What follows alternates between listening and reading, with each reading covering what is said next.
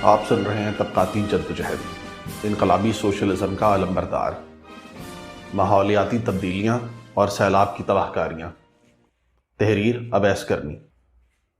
پاکستان جیسے تیسری دنیا کے ممالک میں ہر کچھ سال بعد کئی زندگیاں سیلابی ریلوں کی نظر ہو جاتی ہیں، کئی دیہات صفحہ ہستی سے مٹ جاتے ہیں، لاکھوں ایکڑ کی اراضی تباہ حال ہو جاتی ہے اور ان گنت مویشی لقمہ اجل بن جاتے ہیں۔ حالیہ سیلاب کی تباہ کاریوں نے اس ملک کے انفراسٹرکچر کی زبوں حالے کی کلی پھر سے کھول دی ہے۔ پاکستان جیسے بحران زدہ اور پسماندہ سرمایہ دارانہ ممالک میں اس نظام کی پیدا کردہ ماحولیاتی تبدیلیوں سے آنے والی آفات سے نمٹنے کے وسائل سرے سے ہی موجود نہیں۔ حالیہ آفت سے کروڑوں لوگ متاثر ہوئے ہیں۔ عالمی اداروں کے اعداد و شمار کے مطابق 3.5 کروڑ لوگ اس سیلاب سے متاثر ہوئے ہیں، جو کہ 15% آبادی بنتی ہے۔ سرکاری اعداد و شمار کے مطابق 2000 سے زائد لوگ زندگی کی بازی ہار چکے ہیں۔ حقیقی تعداد اس سے کہیں زیادہ ہے۔ 5 ماہ ہونے کو ہیں اور تاحال لاکھوں لوگ کھلے آسمان تلے بے یار و مددگار پڑے ہیں۔ سوشل میڈیا پر گردش کرتی ایسی کئی دل خراش تصاویر سامنے آ جاتی ہیں کہ آج 21ویں صدی کی دیوہیکل ترقی کے باوجود انسانیت لاچار اور بے بس محسوس ہوتی ہے۔ کہیں معصوم بچوں کی آہ و پکار ہے تو کہیں اپنوں کے بہہ جانے پر ماتم، تو کہیں سیلابی ریلوں کے ساتھ آئی مٹی میں دبی لاشوں کے صرف ہاتھ باہر ہیں۔ سابقہ وزیر اعظم عمران خان کے بقول یہ سیلابی ریلیں زرخیزی کا باعث بنیں گے۔ انہیں یہ نہیں معلوم کہ یہ نام نہاد زرخیزی انسانی لاشوں کو کھاد بنا رہی ہے۔ کئی بستیاں ٹنوں مٹی کے نیچے دب گئی ہیں، 2 منزلہ گھر 1 منزل بن گئے ہیں، باقی سارے کھیت اور آبادیاں 8 فٹ مٹی کے ملبے نیچے دفن ہو چکی ہیں۔ کچی کنال کے علاقے موزہ کوچہ کاکری میں 20 گاؤں اور تاحد نگاہ پھیلی چاول کی کاشت کا اب کوئی نام و نشان نہیں ہے۔ کوہ سلیمان کا سیلابی ریلا تو یہاں سے گزر گیا، لیکن اب پیچھے 6 سے 8 فیٹ کی مٹی اور ریت کے ٹیلے ہیں جن کے نیچے کئی گاؤں اور دیہات زمین برد ہو چکے ہیں۔ حالیہ سیلابی تباہ کاریوں کی بنیاد عالمی پیمانے پر ہونے والی ماحولیاتی تبدیلیاں ہیں۔ سندھ اور بلوچستان کے کئی علاقوں میں معمول سے 5 اور 8 گنا زیادہ بارشیں ہوئی ہیں، جس کی وجہ سے کئی گاؤں دیہات برباد ہو گئے ہیں۔ ماہرین ماحولیات کے مطابق ملک کا 1/3 سے زیادہ حصہ زیر آب ہے۔ یہ علاقہ ملکہ وکٹوریہ کی ریاست سے بھی زیادہ ہے۔ 5500 اسکوائر کلومیٹر سے زائد کا رقبہ سیلاب کی زد میں ہے، جو کہ کوسٹاریکا کے رقبے برابر ہے۔ ناسا کے مطابق 150 پل تباہ ہو چکے ہیں۔ یہ پل جو مختلف دیہاتوں، قصبوں، شہروں اور صوبوں میں باہمی ربط کا ذریعہ تھے، اب نہیں رہے۔ 3500 کلومیٹر روڈ متاثر ہے۔ 7 لاکھ سے زائد مویشی اور لاکھوں ایکڑ 25 لاکھ ایکڑ پر محیط فصلیں اور باغ اجڑ چکے ہیں۔ 10 لاکھ گھر تباہ ہو چکے ہیں اور کئی لوگ در بدر کی ٹھوکریں کھانے پر مجبور ہیں۔ اس سیلابی پانی کو سنبھالنے کے لیے یہاں کوئی بنیادی ڈھانچہ نہیں تھا، کوئی منصوبہ بندی نہیں تھی، کوئی ہنگامی امداد نہیں تھی۔ سڑکوں کے اطراف میں خیمہ زن لوگوں کی دل دہلا دینے والی کہانیاں ہیں۔ اہل خانہ کے علاوہ کچھ کے ساتھ بچ جانے والے مویشی بھی ہیں جن کے چارے کا سنگین بحران ہے۔ ان تمام علاقوں میں ان کے پاس کوئی سہولت یا بحالی کا عمل دستیاب نہیں ہے۔ سندھ کے KN شاہ سے بلوچستان کے ہرنائی تک اور وہاں سے لے کر خیبر پختونخوا کے سوات اور مٹہ تک ہر جگہ ایسی ہی صورتحال ہے۔ پنجاب اور بلوچستان کو منقسم کرنے والے سلیمان رینج کے قبائل ان سیلابوں سے مکمل طور پر تباہ ہو گئے ہیں، لیکن یہ آفات جتنی قدرتی دکھائی اور بتائی جاتی ہیں اتنی ہیں نہیں۔ حالیہ سیلاب کی تباہ کاریوں میں ایک بڑا عنصر انفراسٹرکچر کی بدحالی ہے۔ جہاں جاگیرداروں نے جاگیریں بچانے کے لیے پانی کا رخ موڑا، وہیں غیر معمولی بارشوں کے پانی کو ٹھکانے لگانے کا کوئی منظم طریقہ کار سرے سے ہی موجود نہیں۔ یہاں ایک شہری آبادی کو بچاتے ہیں تو کسی اور شہری آبادی کو ڈبونا پڑے گا۔ سرکاری اعداد و شمار کے مطابق نقصان کا مجموعی تخمینہ 10 ارب لگایا جا رہا ہے۔ پچھلے 25 سے 30 سالوں میں بننے والا انفراسٹرکچر آج تباہ ہو چکا ہے۔ فصلوں کی تباہی کے سبب آنے والے دنوں میں بھوک اور قحط کی بھی تشویش ہے۔ بدترین 47% افراط زر کی موجودہ کیفیت میں یہ صورتحال بدترین شکل اختیار کر سکتی ہے۔ سیلابی علاقوں میں اشیاء خورد و نوش کی شدید قلت ہے اور ان کی قیمتوں میں ہوشربا اضافہ ہو چکا ہے۔ سرائکی وسیع بلوچستان اور سندھ کے اندرون اور دور دراز کے علاقہ جات سیلاب کے سبب مکمل طور پر کٹ چکے ہیں۔ یہاں لوگ دالیں ابال کر کھاتے رہے اور بعد ازاں گندم کے دانے تک ابالتے رہے۔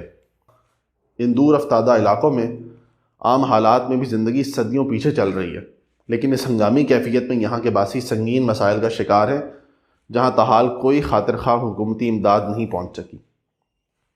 ان سیلاب متاثرہ پسماندہ علاقوں میں غربت کی اتھاہ گہرائیاں ہیں، اور ان سے ملحقہ چھوٹے قصباتی شہر بنیادی طور پر زراعت پر مبنی اور چھوٹے کاروباری شہر ہیں، جن کی سیاسی معاشیات کا دار و مدار فصلوں سے جڑا ہوا ہے۔ یہاں کوئی انڈسٹری نہیں ہے اور نہ ہی بڑے پیمانے کے روزگار کے مواقع ہیں۔ ایسے میں سیلاب کی نظر ہو جانے والی فصلوں اور اراضی کے دورس اثرات آنا بھی باقی ہیں۔ جو قصبے اور شہر بچ بھی گئے ہیں، ان کی معاشیات تباہ ہو چکی ہے۔ دوسرا بڑا مسئلہ بیماریوں کا تیز ترین پھیلاؤ ہے۔ سیلابی پانی کے سبب شہروں میں تعفن کی فضا ہے۔ ملیریا، ڈائریا اور جلد کے امراض تیزی سے پھیل رہے ہیں۔ بچوں اور خواتین کی حالت زار زیادہ تکلیف دہ ہے۔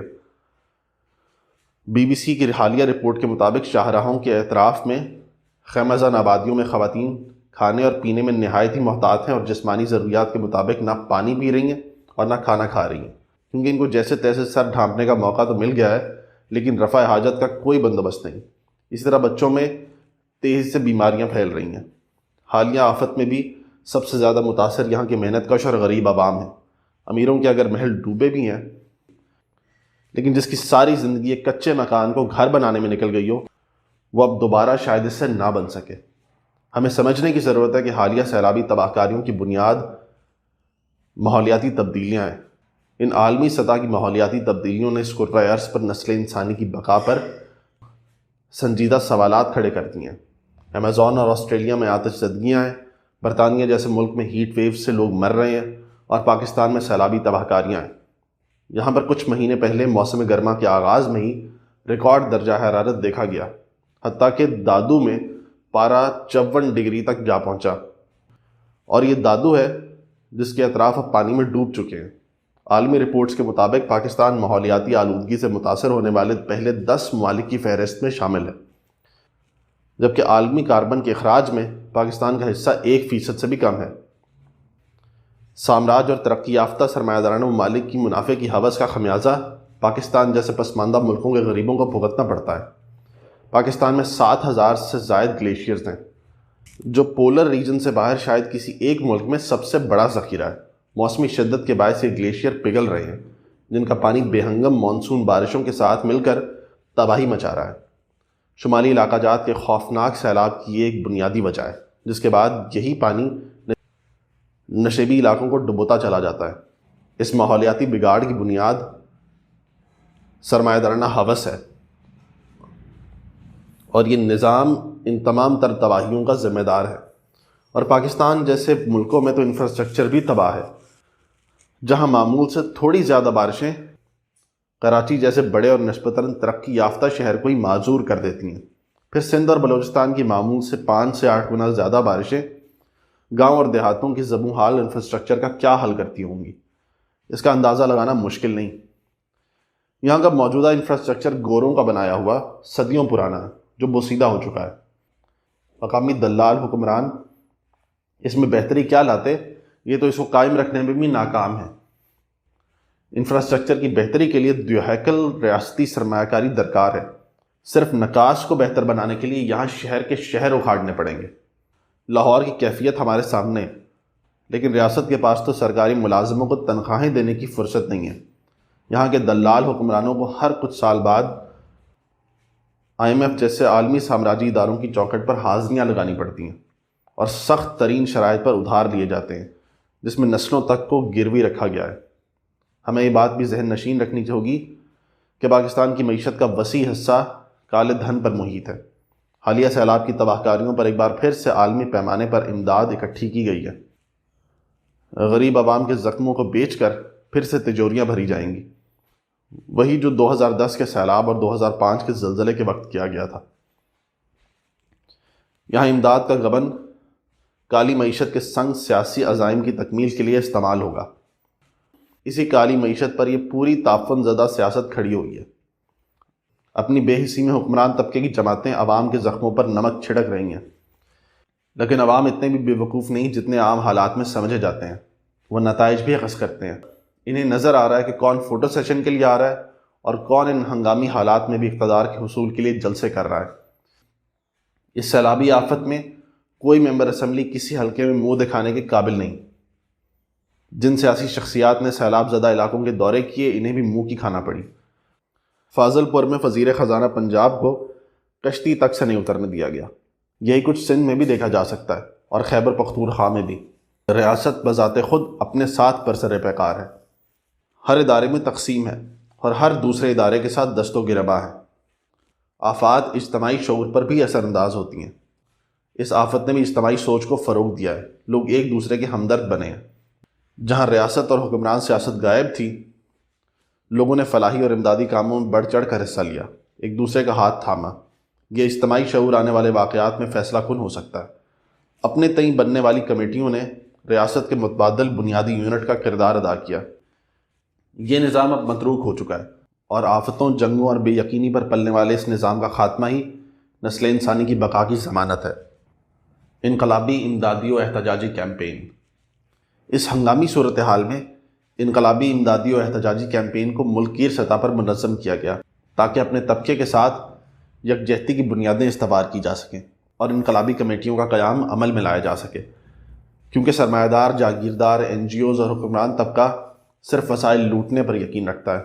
وہ تبھی میدان میں آتے ہیں جب ان کو سیاسی فائدہ ہو یا تعمیر نو کے فنڈ سے اپنے منافعوں کو بڑھانا ہو۔